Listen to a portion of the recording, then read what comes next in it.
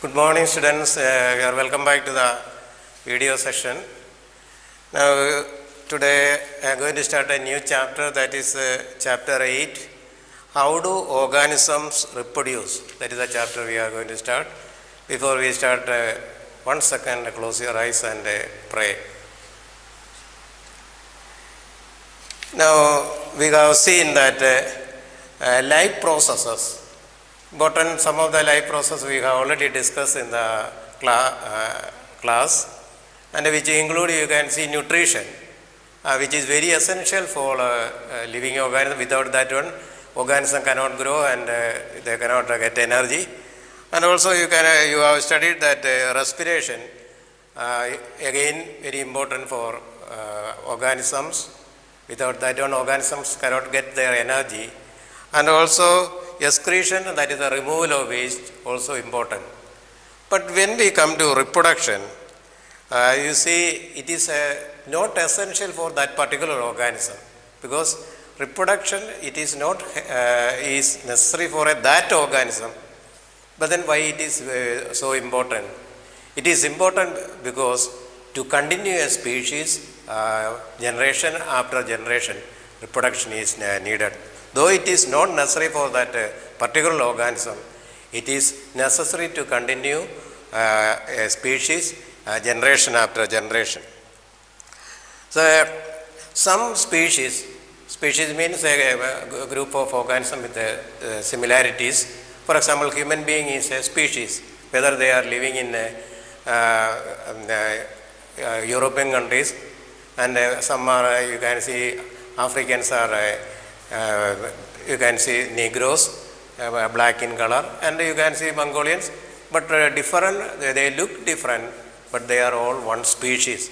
So similarly, you can see different types of mangoes are there, but all are one species. From the similarities, we can say that we can separate one species from the other species. So reproduction, that is the topic we are going to discuss. How do organisms reproduce? That is the chapter we are going to start. So without reproduction, a species cannot be continued generation after generation. And reproduction produce similar, the offspring that are very, very similar to each other, but with differences also will be there. So reproduction means the aim of reproduction is to continue a species generation after generation. And after reproduction, you can see they produce offspring, young ones, they are similar to each other. But there are differences also. So, at the same time, differences are there, slight difference, because we can distinguish one person from other person because of the differences. These differences are called variations.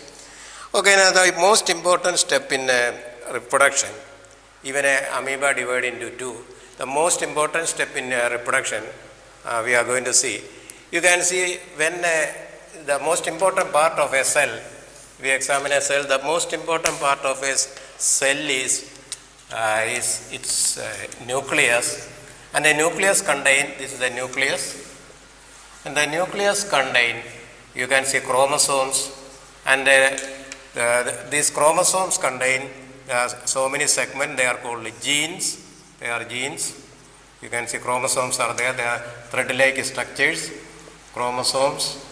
And you can see chromosomes contain genes. Genes control the characteristics of an organism. For a particular characteristic, genes are there, a pair of genes are there. So the function of a gene is to control the characteristic of an organism. So nucleus contain chromosome, which is mainly made up of which contain genes, and these genes are made up of a compound called DNA. DNA means deoxyribonucleic acid. That is the chemical that is making the gene, or it is a protein also is there. So before the reproduction, so most important thing that is happening is So because the one cell, for example, one cell is going to divide into two cells. And the first most important step in reproduction is DNA replication. Means the nucleus have to divide into two. Before that, the DNA should double. So the first step in reproduction is the DNA replication.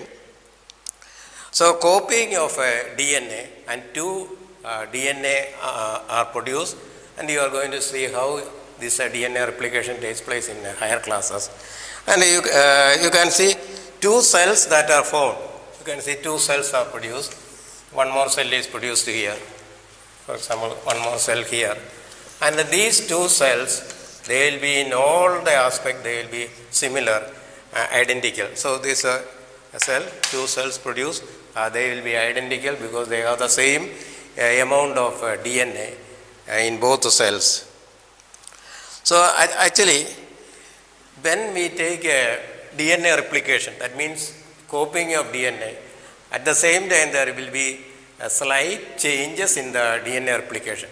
Actually, no biochemical reaction is 100% correct. So meaning there will be no biochemical reaction is reliable, so that you can see slight changes in the DNA replication. Because of this slight change, DNA, same amount of DNA is produced here. Because of this slight change, you can see in the new offspring, slight variations. Variation means differences are possible in the offspring. So, what is the reason for variation? Because of the differences in the DNA replication. When DNA copying takes place, if there is a slight change in the DNA copying, variation is possible.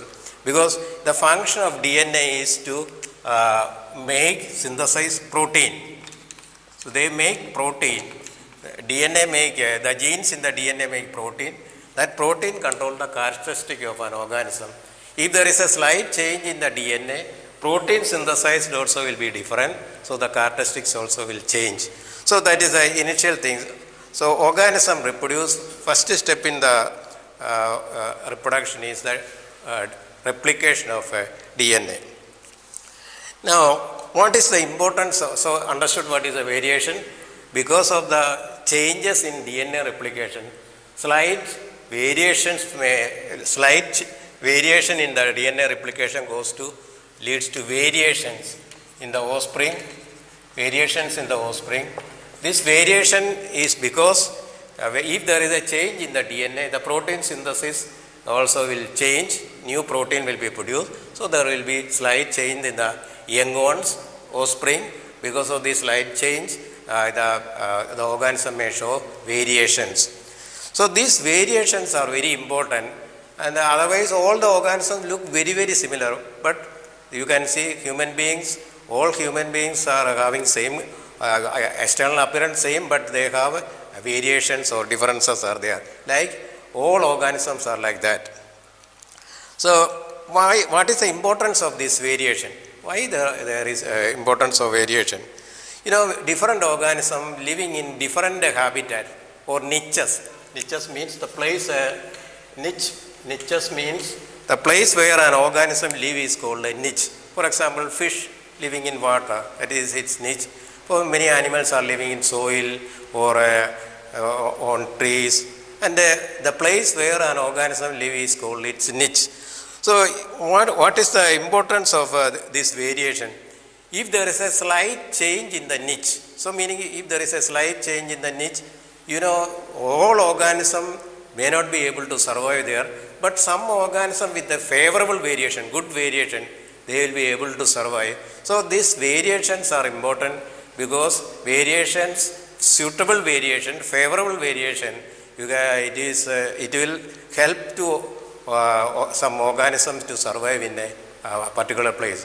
For example, some bacteria are living in the water. Because of global warming, if there is a change in the temperature of the water temperature is changed because of the global warming, most of the bacteria will die, but some may be able to survive because they have variation, a favorable variation to withstand the high temperature. So variations are useful or helpful to the organism. It will help the organism to survive in a changed environment. Now, this is the introduction of reproduction. So once again, I say that in organism, different life processes are there. Among that one, the one life process, that is the reproduction, that is taking place in organism, it doesn't help that particular organism, but it is necessary for the continuation of a species, and also the organism produced by reproduction, they will have similarities.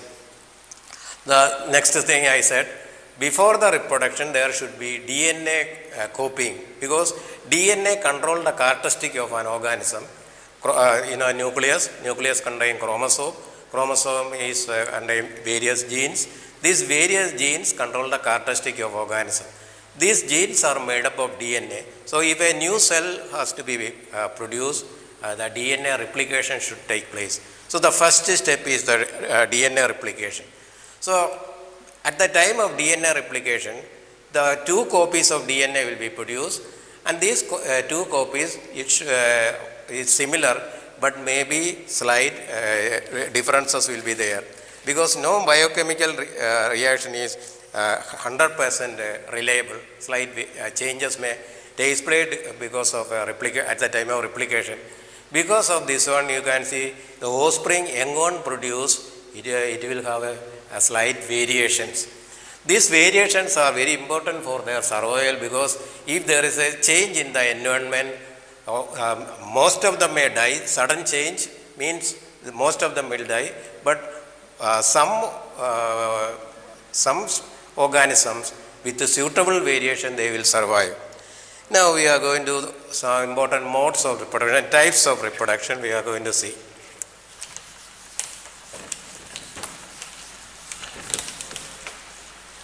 So, types of reproduction.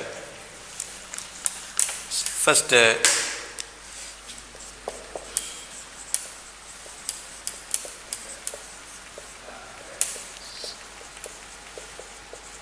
so you can see different organisms reproduce in different ways.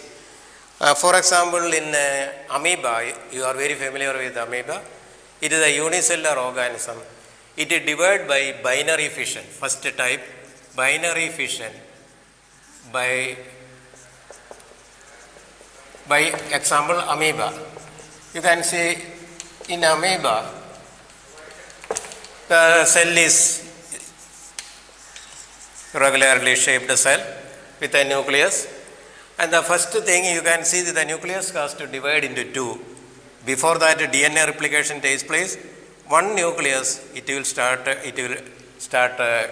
dividing, and later you can see this nucleus, it will divide into two nuclei. So that is the first step.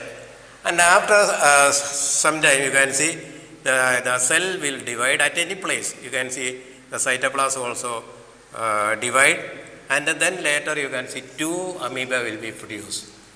Two amoebae are produced. So this is called binary fission, and this is the common example is actually amoeba. Binary fission takes place in another organism called Leishmania. It is causing a serious disease called Kala-Azar. It's a very serious disease. The leg and all become black colored. That Kala-Azar is caused by another organism, unicellular organism, Leishmania. L-E-S-H, Leishmania. This organism is also unicellular, but there is one problem, but they have a definite shape, unlike amoeba. It is having a definite shape, and it has a whip-like structure. Whip-like means flagellum. It is having a whip-like structure like this. So for the movement, it is having this whip-like structure is there, called flagellum. So this organism, it cannot divide at any place. Leishmania, the division cannot take place at any place. So division takes place only through a particular plane, meaning through the this middle, the division takes place, and two individuals will be produced, they will be alike. So in Leishmania, reproduction is taking place at Actually, the fission takes place at a particular place. So, this is another type of fission, but it takes place only at a particular place. And the example is Leishmania, which is causing a disease called Kala-Azar. But in another disease-causing organism called Plasmodium, very serious one. So, Leishmania, again fission. Next one is Plasmodium. Plasmodium is a malarial parasite. You know, malaria, Malayalam name is Malambani. It was a very serious disease. And actually, when I went to Nigeria, it was very common there, and I was infected with malaria so many times. A very serious, very difficult disease. And it is caused by an organism called Plasmodium. If you examine Plasmodium, you can see one cell, it will divide into so many cells at the same time. So one cell will divide into so many cells. And first one cell divide into two. But here you can see one cell divide into so many cells. There is a name for this one. In malarial parasite, that is called multiple fission. That is the third type, multiple fission. Multiple fission. Example, these are all important. Example also you have to remember. It is the example is Plasmodium, that is a malarial parasite. Next one, we are also familiar with this one, Spirogyra. Spirogyra means that thread-like green thing that is living in water. It's thread-like, and you know, it is also made up of only one type of cell. You can see only one type of cell, long thread-like. Higher class, you are going to see the structure of Spirogyra. It is, you all have seen this algae.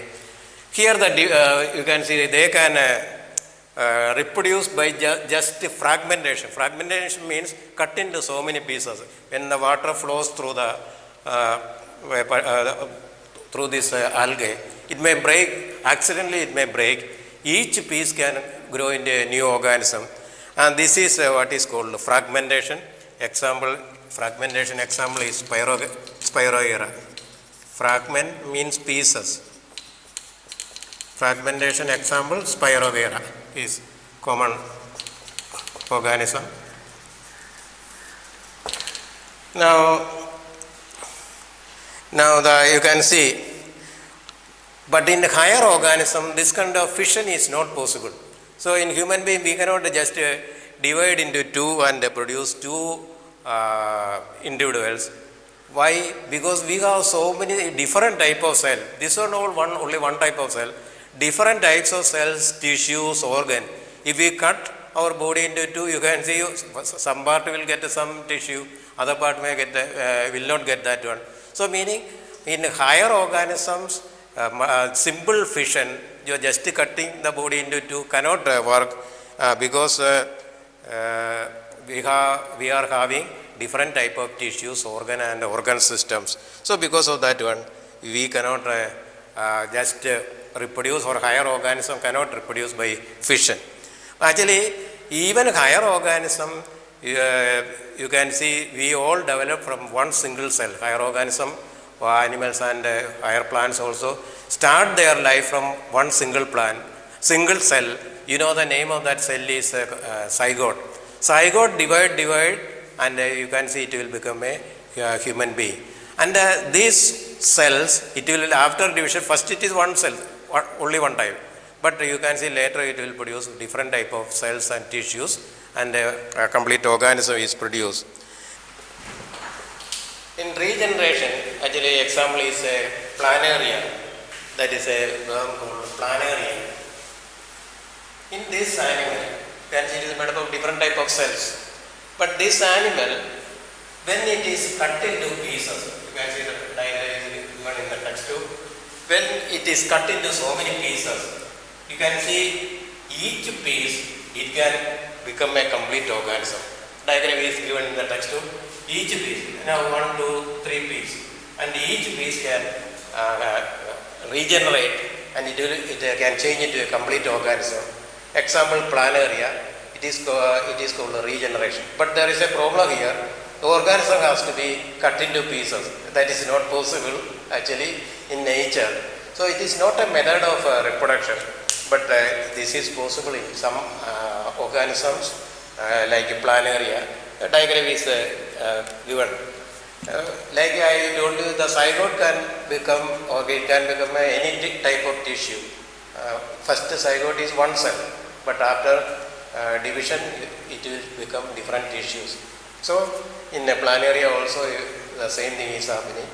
After cutting into pieces it will become a complete organism. Last one more type is there, and that is a budding in hydra. That also you are familiar. Example is hydra.